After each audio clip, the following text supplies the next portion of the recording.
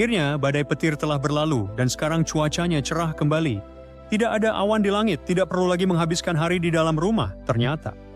Tiba-tiba, sebuah sambaran petir menghantam pohon hanya 100 kaki dari sini.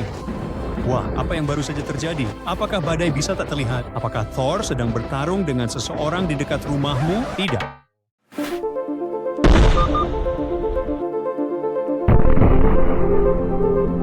Ini adalah fenomena cuaca yang sangat langka namun benar-benar nyata yang oleh para ilmuwan disebut bolts from the blue.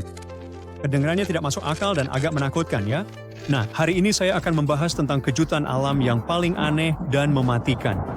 Tapi sebelumnya, mari kita kembali ke pelajaran sains sebentar. Apa sebenarnya yang menyebabkan badai petir dan kilat? Pada hari yang cerah, tanah menjadi hangat dan udara di sekitarnya ikut memanas. Saat udara hangat dan lembab ini naik, ia memasuki lapisan atmosfer yang lebih dingin. Kelembapan tersebut mengembun menjadi tetesan-tetesan air kecil, dan ketika mereka berkumpul, selamat, sekarang kita punya awan besar yang menggembung. Tapi kadang-kadang, udara yang naik itu tidak mau berhenti. Udara itu terus naik sampai terbentuk awan badai yang menjulang tinggi yang disebut cumulonimbus. Di dalamnya keadaannya benar-benar kacau. Tetesan hujan, bongkahan es, dan air beterbangan seperti sedang diaduk dalam blender raksasa di langit. Ketika partikel-partikel kecil itu saling bertabrakan, mereka saling bertukar muatan listrik kecil. Semua benturan dan tabrakan itu menukar muatan hingga seluruh awan berubah menjadi baterai yang terisi penuh. Positif di atas, negatif di bawah, tanah berdengung di bawahnya. Lalu, boom! Ketidakseimbangan itu pecah dan kilat menyambar langit. Dalam sekejap, ia memanaskan udara hingga sekitar 50.000 derajat Fahrenheit yang lebih panas daripada permukaan matahari. Udara tersebut terdorong keluar dengan sangat cepat sehingga menciptakan gelombang kejut, dan itulah suara awal guntur yang membangunkan anjingmu. Biasanya, semua ini terjadi tepat di bawah badai. Karena bisa terlihat menakutkan, kamu tahu saatnya lari masuk ke dalam rumah. Namun petir tidak selalu suka mengikuti aturan ini. Dan saat itulah kita mendapatkan yang disebut kilat dari langit biru. Pada petir normal, kilat ini meluncur dari puncak badai, bergerak menyamping melalui atmosfer atas, lalu turun kadang-kadang hingga 30 mil jauhnya. Mereka bisa sangat berbahaya. Itulah mengapa ahli merekomendasikan aturan 30-30. Jika kilat dan guntur terjadi kurang dari 30 detik, masuk ruangan, tunggu 30 menit setelah gemuruh terakhir. Semua ini terdengar menakutkan, tetapi ingat, kemungkinan tersambar petir sudah sangat kecil. Dan jika berbicara tentang kejadian yang tak terduga, itu sangat jarang terjadi sehingga para ilmuwan bahkan tidak memiliki cukup data untuk menghitung kemungkinannya. Sekarang, sebagian besar petir tetap berada dalam radius 10 mil dari badai, tempat asalnya. Ketika petir bergerak lebih dari 60 mil, kita menyebutnya mega flash. Pada tahun 2017, ilmuwan mencatat satu petir membentang 510 mil dari Texas hingga dekat Kansas City, 2 kali lebar California. Sekarang, mari bicara tentang kejutan lain terkait cuaca yang muncul begitu saja. Mereka disebut dry microburst, semburan udara yang bisa menyebabkan kekacauan. Begini cara kerjanya. Jauh di atas dalam badai petir, tetesan hujan mulai jatuh. Namun saat mereka melewati lapisan udara yang sangat kering, sesuatu yang aneh terjadi. Tetesan itu menguap sebelum mencapai tanah. Dan ketika itu terjadi, udara di sekitarnya menjadi sangat cepat dingin. Sekarang, udara dingin itu tiba-tiba jauh lebih berat daripada udara di bawahnya. Jadi udara itu jatuh seperti batu, semakin cepat saat turun. Hembusan angin ini bisa mencapai kecepatan lebih dari 100 mil per jam, menghantam area kurang dari 3 mil lebar, dan hanya berlangsung selama 5 hingga 15 menit.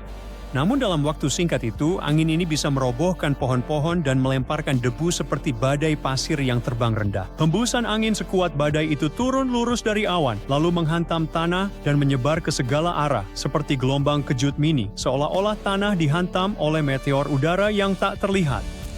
Microburst sangat berbahaya bagi pesawat saat lepas landas dan mendarat. Semburan udara tiba-tiba ke bawah bisa memiringkan, membuat tidak stabil, atau bahkan membalikkan pesawat jika posisinya cukup rendah.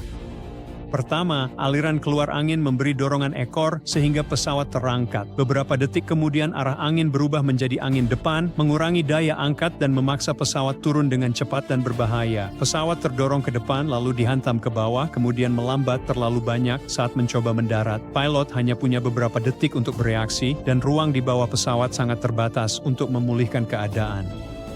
Rasanya seperti langit berubah pikiran 3 kali berturut-turut dan pesawat terjebak di tengahnya. Dulu, microburst adalah misteri besar sehingga pilot hampir tidak punya pertahanan. Setelah beberapa kecelakaan besar pada tahun 1980-an, mempelajari fenomena ini jadi prioritas utama meteorologi. Sekarang, bandara memakai radar Doppler dan peringatan wind shear untuk mendeteksi mereka sebelum terjadi.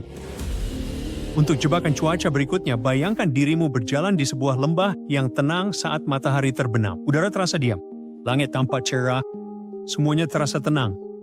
Hampir terlalu tenang. Lalu tiba-tiba suhu turun hanya dalam beberapa menit. Kamu benar-benar merasakan udara dingin meluncur turun dari perbukitan seperti kabut, merayap di sepanjang tanah, dan melingkari pergelangan kakimu seperti makhluk udara tak kasat mata dengan tangan yang dingin. Nafasmu mulai terlihat, tanganmu mulai terasa perih karena dingin, dan kamu hanya berdiri di sana, kebingungan. Fenomena ini disebut kolam udara dingin. Pada dasarnya, ketika matahari terbenam, tanah mendingin dengan cepat. Udara tepat di atasnya juga ikut mendingin. Udara dingin lebih berat daripada udara hangat, jadi ia meluncur menuruni bukit seperti air tak kasat mata. Jika kamu berada di lembah, cekungan, atau area yang berbentuk seperti mangkuk, udara dingin itu akan mengendap di dasar dan tetap di sana karena tidak ada angin yang mendorongnya pergi. Jika langit cerah, udara akan terus semakin dingin sepanjang malam. Dan karena udara dingin tidak bisa keluar dari lembah, suhu bisa turun drastis hingga mencapai rekor terendah. Bahkan jika tempat yang hanya berjarak beberapa mil memiliki suhu yang benar-benar normal. Ini bukan sekadar dingin, ini bisa mengancam jiwa. Di musim dingin, efek ini lebih kuat dan lebih berbahaya karena sejak awal udara sudah dingin, jadi kita mengalami suhu yang sangat rendah. Di sebuah tempat bernama Park Springs, Utah, suhu pernah turun hingga minus 69 derajat. Itu lebih dingin dari beberapa bagian Antartika. Ini terjadi tanpa peringatan. Satu saat cuacanya cukup dingin untuk sweater, lalu beberapa menit kemudian semoga jari-jariku masih ada. Jika kumpulan udara dingin seperti freezer alami, strudel adalah lubang pembuangannya.